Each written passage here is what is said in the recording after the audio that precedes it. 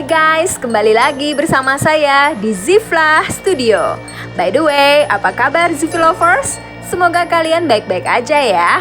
Pada kesempatan kali ini, Zifla Studio akan mereview sekaligus membahas kisah menegangkan dari sebuah penerbangan pesawat.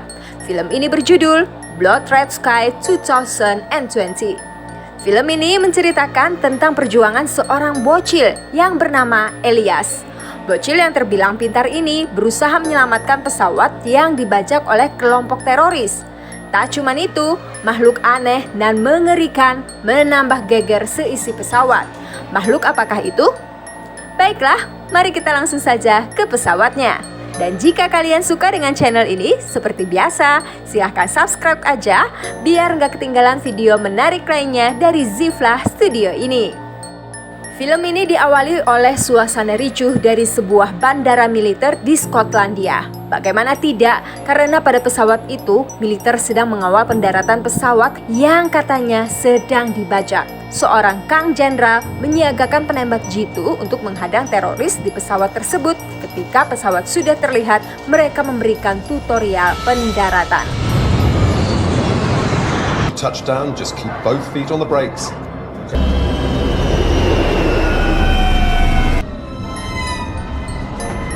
Setelah pesawat berhenti, militer tidak langsung melakukan penggerebekan karena menurut informasi di pesawat ada bomnya. Tak lama kemudian muncul seorang bocah yang bernama Elias dari dalam pesawat itu. Lalu seorang jenderal memerintahkan anggotanya untuk segera mengamankan bocah tersebut. Sementara si pilot yang tangannya buntung mengaku bahwa dirinya bukan seorang pembajak ataupun teroris. Ia pun meminta agar dirinya diselamatkan untuk menjelaskan semua yang telah terjadi. Tapi Kang Jenderal tidak percaya begitu saja. Lalu si jenderal berusaha mencari informasi dari Elias. Ia dan seorang anggotanya pun bergegas ke tempat Elias yang berada di ruang perawatan. Karena masih dalam keadaan syok parah, bocah yang cuma memegang boneka tersebut tidak berbicara sedikit pun saat ditanya. Elias pun kembali teringat awal mula kejadian mengerikan yang baru saja ia alami. Apa sih yang sebenarnya terjadi? Kita cari tahu saja sendiri karena si bocil gak mau ngomong. Ketika itu di sebuah rumah terlihat seorang wanita yang bernama Nadia sedang prepare untuk pergi ke Amrik bersama anaknya yang bernama Elias.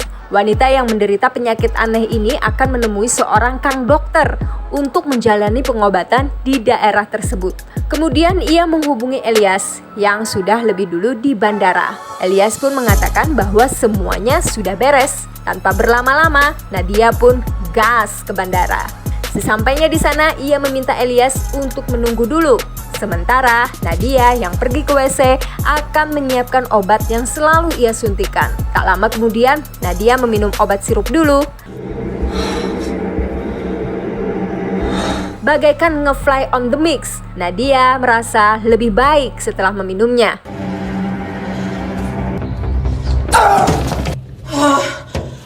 Entah obat apa itu, yang pasti bukan vaksin untuk virus anu.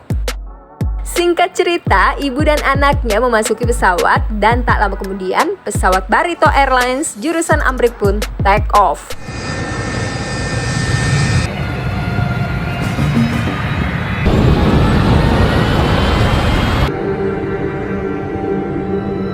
Ketika pesawat sudah mengudara, suasana tenang berubah menjadi panik ketika dua pria terlihat sedang cekcok. Melihat keributan tersebut, seorang penumpang yang berpangkat jenderal berusaha melerai. Go, do you understand? Hey, me, alles gut. Deep breath. Down. Ternyata itu hanyalah sandiwara dari kelompok teroris untuk memancing aparat keamanan yang berada di dalam pesawat. Karena sudah mendapatkan jenderal buruannya, seorang teroris berkelakuan psiko mengeksekusi sang jenderal. Si psiko menusuk-nusuk sang jenderal sampai modar. Tak lama kemudian si psiko umumkan bahwa mereka akan membajak pesawat ini. Semua penumpang pun panik dengan keadaan tersebut. Kemudian para teroris ini menuju kokpit, tapi bukan mengancam pilot, melainkan cuma memastikan co-pilot yang menyamar sudah melakukan tugasnya dan ternyata si pilot memang sudah diracun. Lalu mereka pun membuang mayatnya ke dalam palka. Sementara itu Nadia berusaha menenangkan Elias yang sedang ketakutan. Kemudian para teroris ini merubah jalur penerbangan dari Amrik menuju Inggris. Elias pun sadar dengan perubahan jalur penerbangan tersebut. Dari buku panduan penumpang, ia mengajak ibunya untuk bersembunyi di bagian kargo. Ajakan Elias tersebut sontak membuat Nadia memarahinya karena ia tidak mau ambil resiko dengan para teroris yang bersenjata ini.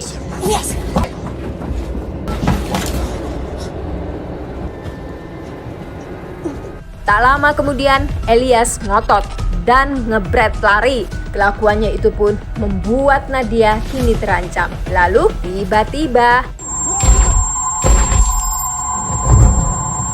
si Psycho pun memberondong Nadia dengan 3 tembakan. Elias pun shock melihat ibunya sekarat modar karena kelakuannya. Elias pun dipaksa duduk kembali di kursinya. Kemudian si Psycho heran dengan jenis obat yang selalu dikonsumsi Nadia. Entah obat apa ini. Sementara Nadia yang sekarat teringat masa-masa ketika suaminya yang bernama Nikolai masih hidup. Ingatannya pun berlanjut ketika mereka melakukan perjalanan. Di tengah jalan, mobil yang mereka gunakan malah mogok. Kemudian Nikolai berusaha mencari bantuan di kawasan hutan yang lebat. Setelah beberapa saat, Nadia heran, kok si AA Kolai belum kembali? Apakah nyasar? Lalu Nadia berusaha untuk mencarinya dengan mengikuti jejak kaki Nikolai. Dan tanpa diduga, jejak tersebut mengarah ke sebuah rumah di tengah hutan. Nikolai!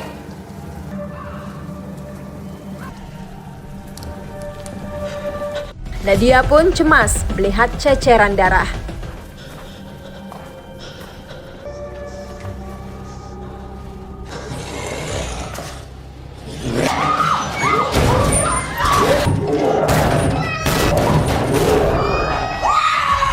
Betapa kagetnya Nadia saat melihat sosok manusia bertaring seperti vampir mengincarnya. Ia pun syok parah ketika melihat Nikolai sudah tewas dengan menggenaskan. Ternyata sosok bertaring itu terlihat mengincar Nadia.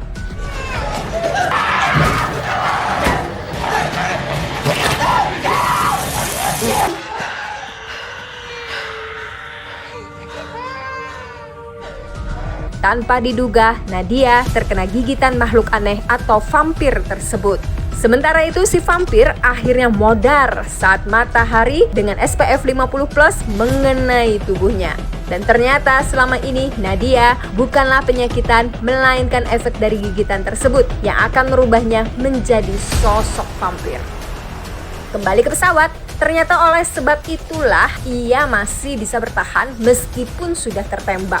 Di tengah kondisinya yang semakin ripuh, Nadia mendengar suara Dogi dari ruang kargo. Ia pun berusaha untuk mengambil darahnya karena selama ini ia selalu mengonsumsi darah seperti di WC tadi. Sesampainya di kargo, ia melepaskan soft lens yang selama ini ia gunakan karena sebenarnya mata Nadia sudah berubah setelah digigit vampir dulu. Setelah mengeluarkan darah seekor Dogi, Nadia pun langsung menikmatinya. Tanpa diduga, keberadaan Nadia diketahui seorang teroris.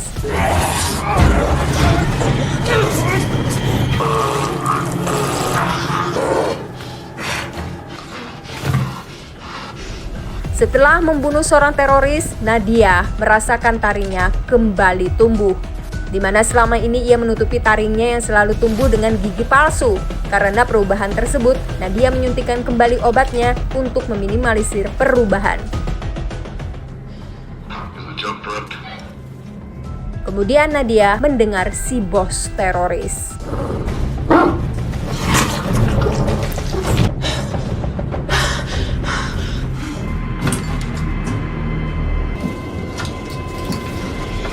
Tepat pada waktunya perubahan Nadia tidak diketahui dengan penyamarannya. Nadia melihat para teroris ini sedang prepare untuk meledakkan pesawat. Di sisi lain, si Psycho mengatakan bahwa para teroris ini akan melompat dengan parasut, kemudian gas beracun akan memenuhi pesawat sebelum mereka meledakkannya. Ketika si bos dan anggotanya berada di kargo, Nadia bergegas menemui Elias. Terlihat Elias pun senang karena ibunya baik-baik saja. Kemudian mereka menuju kokpit untuk menyuruh pilot mengembalikan pesawat ke jalur yang seharusnya. Seorang pramugari berkata, "Ibu kemana aja? Kan pilot sudah modar, Bu." Karena tidak ada cara lain, Nadia pun mencari penumpang lain yang bisa mengendalikan pesawat. Dan untungnya seorang pria bersedia di tengah banyaknya yang tidak percaya kemampuannya. Pria itu pun berkata, "Gue adalah top global game simulasi pesawat Android." Mendengar ia adalah top global, Nadia pun bergegas membawanya.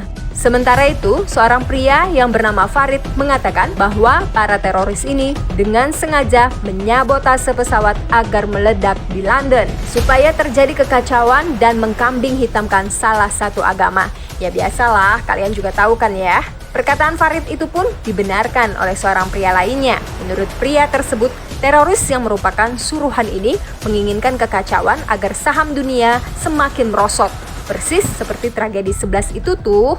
Di tengah para penumpang yang malah talk show masalah politik dunia, Farid ajak mereka untuk membantu usaha Nadia. Kemudian scene film beralih ke ruang kargo. Setelah mengetahui temannya mati, dengan mengenaskan, si Psycho menemukan bekas obat Nadia. Dirasa Nadia belum mati, si Psycho mengajak komplotannya untuk mencari Nadia. Tak lama kemudian komplotan teroris ini mengetahui keberadaan Nadia di dalam kokpit.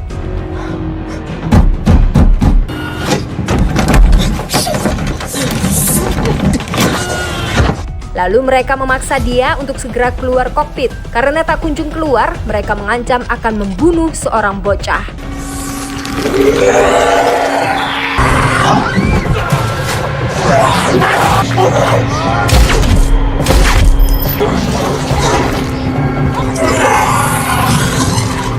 Untuk kali ini, Nadia sudah tidak bisa menahan naluri vampirnya. Si bos pun tewas dicupang Nadia.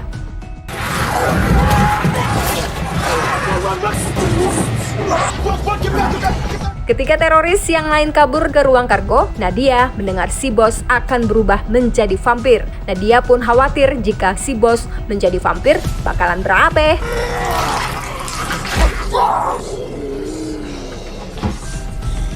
Dengan menusuk pisau ke jantung si bos, ketua teroris ini pun modar sebelum menjadi vampir.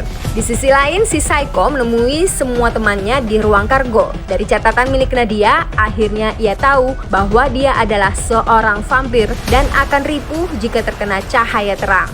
Kembali ke Nadia, karena hampir sepenuhnya menjadi vampir, Nadia menyuruh Elias untuk tetap berada di kokpit. Sementara Nadia dengan sisa obatnya akan kembali menyuntikkan obat anti-vampir.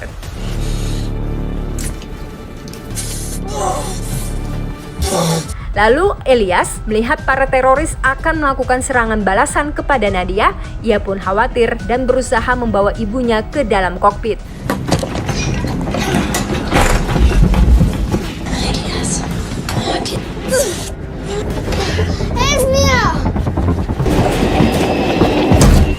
Tapi sialnya, usaha Elias sia-sia.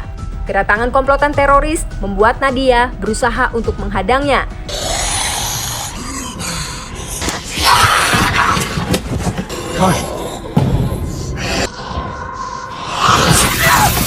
Karena cahaya dari senter tersebut, Nadia pun tak berdaya. Kemudian si Psycho mengambil sedikit darah dari tubuh Nadia.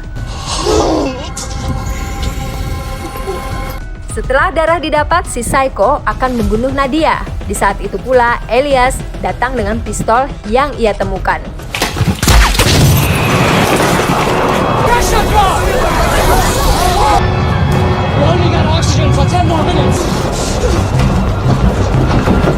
Karena tembakan tersebut, tekanan di pesawat menjadi kacau.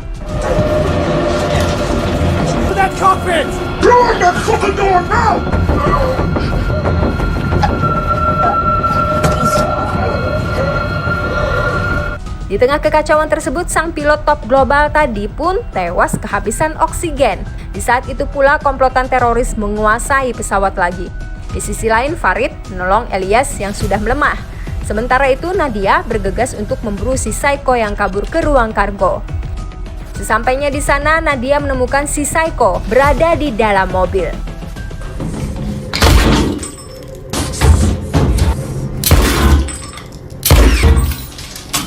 Ternyata mobil tersebut dilapisi anti peluru. Akan tetapi perburuan Nadia tidak sampai di situ. Tapi tetap saja si Psycho masih duduk nyantui di dalam mobil.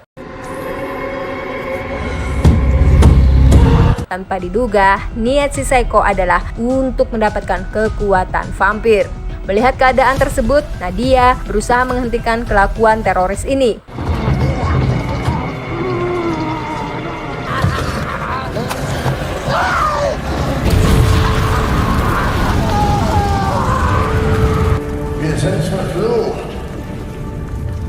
Akhirnya Nadia berhasil membakar si Psycho di dalam mobil. Lalu Nadia teringat awal mula ia mengalami perubahan saat menjadi vampir.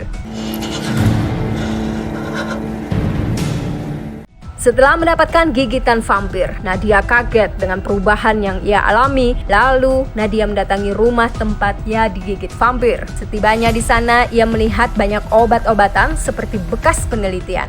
Kemudian seorang bapaknya vampir yang pernah menggigit Nadia berkata, kevampiran yang ada di tubuh kita tidak boleh menyebar ke dunia luar. Ketika pria tersebut berusaha membunuhnya, Nadia pun melakukan perlawanan.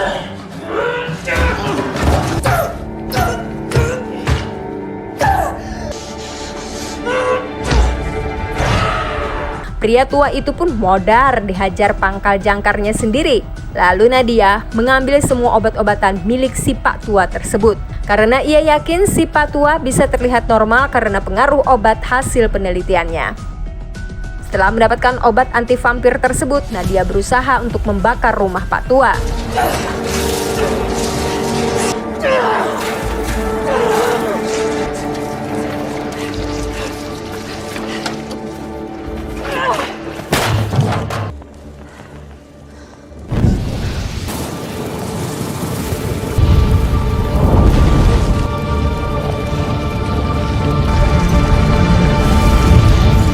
Setelah kilasan bayangan tadi, kini usaha untuk membakar si Psycho pun gagal karena pemadam api di dalam pesawat malah aktif. Nadia pun panik karena merasa si Psycho belum modar dan mempunyai kekuatan vampir. Tak lama kemudian komplotan teroris menuju ruang kargo.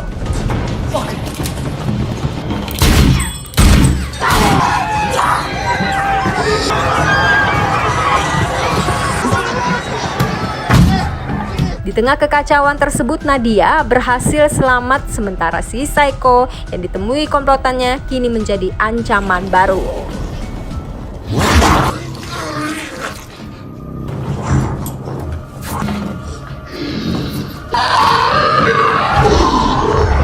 Ketika para penumpang ketakutan, Farid dan yang lain berusaha untuk membunuh Nadia yang seorang vampir.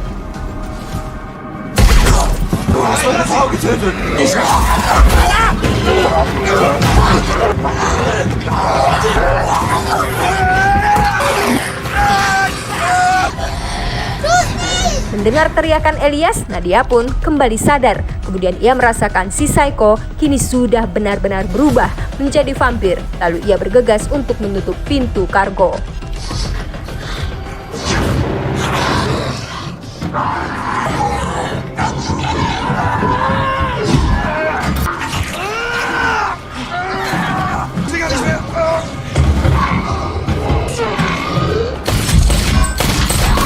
Saat pintu tertutup, Nadia berusaha menolong Farid yang kena gigitan.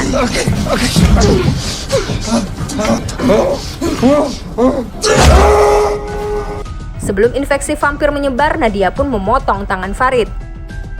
Di sisi lain, Elias panik ketika semua teroris yang menjadi vampir kini mengincar semua penumpang.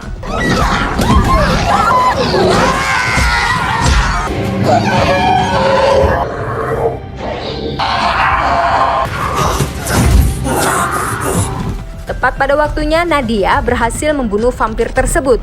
Kemudian Nadia menyuruh seorang teroris yang tersisa untuk mengembalikan pesawat ke jalur semula.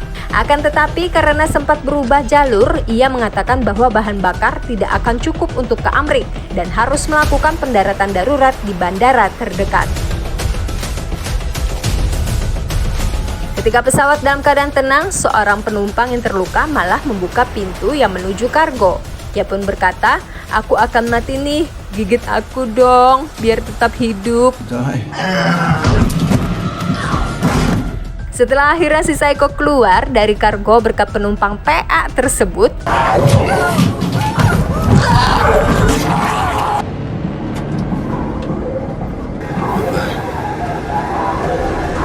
melihat si Psycho mengacak-ngacak penumpang, si pilot melarang mereka membuka kokpit.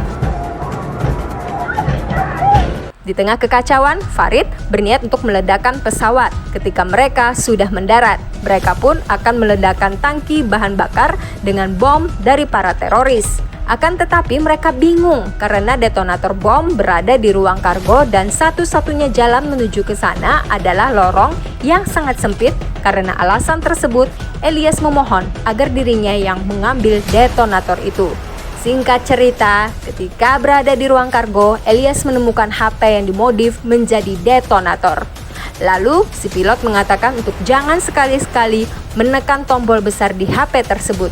Karena setelah mendengar tutorial singkatnya, Elias bergegas kembali.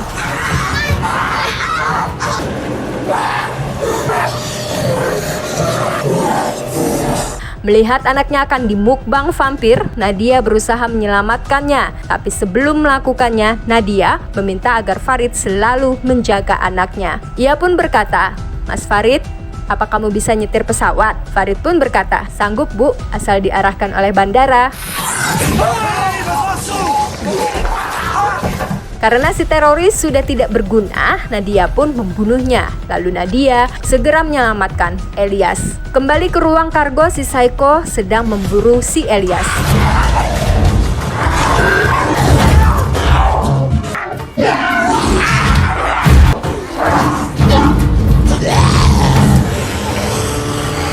Tepat pada waktunya, Nadia menggagalkan niat si Psycho.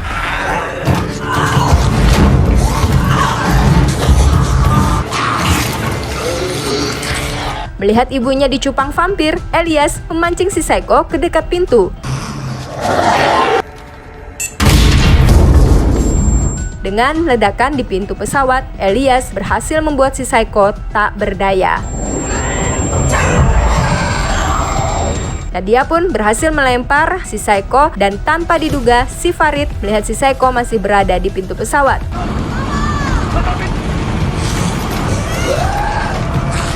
Melihat keadaan tersebut, Farid berusaha membelokkan pesawat agar si Psycho terkena matahari pagi.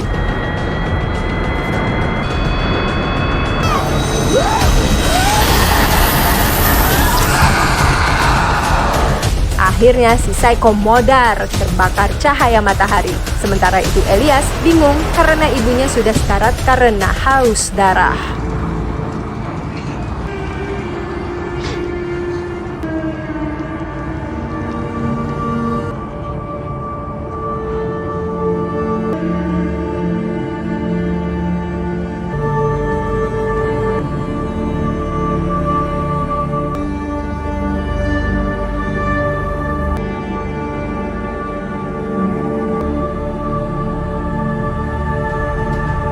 Rasa sayang kepada anaknya berhasil mengalahkan naluri vampir di tubuh Nadia. Ia pun pergi ke para penumpang yang semuanya sudah menjadi vampir.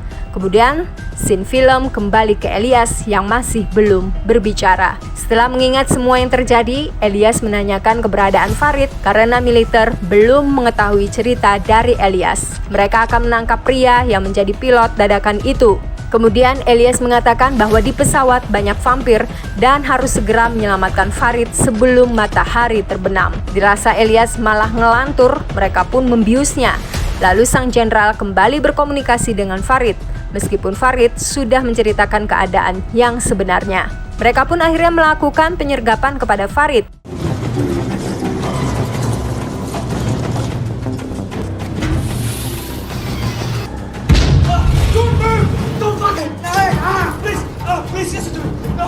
Ketika hari kembali gelap, Farid akhirnya tertangkap. Di sisi lain, Elias kini dibawa ambulans ke rumah sakit. Elias yang kembali sadar pun meminta boneka beruang yang ia bawa dari pesawat.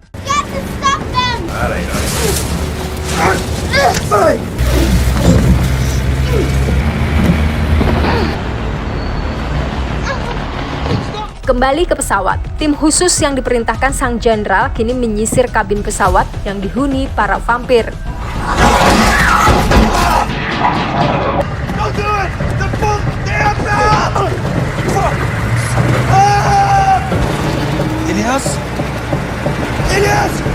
Di tengah banyaknya anggota yang diserang, Elias berlari ke arah pesawat untuk mencari Farid.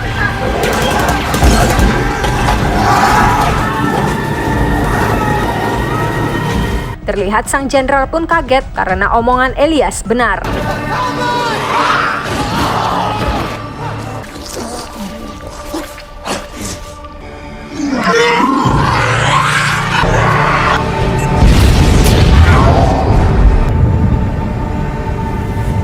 Karena sang ibu sudah benar-benar menjadi vampir, Elias menekan detonator yang ia sembunyikan.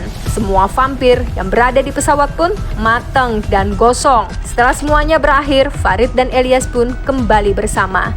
Karena semua vampir sudah musnah, berarti film pun sudah berakhir.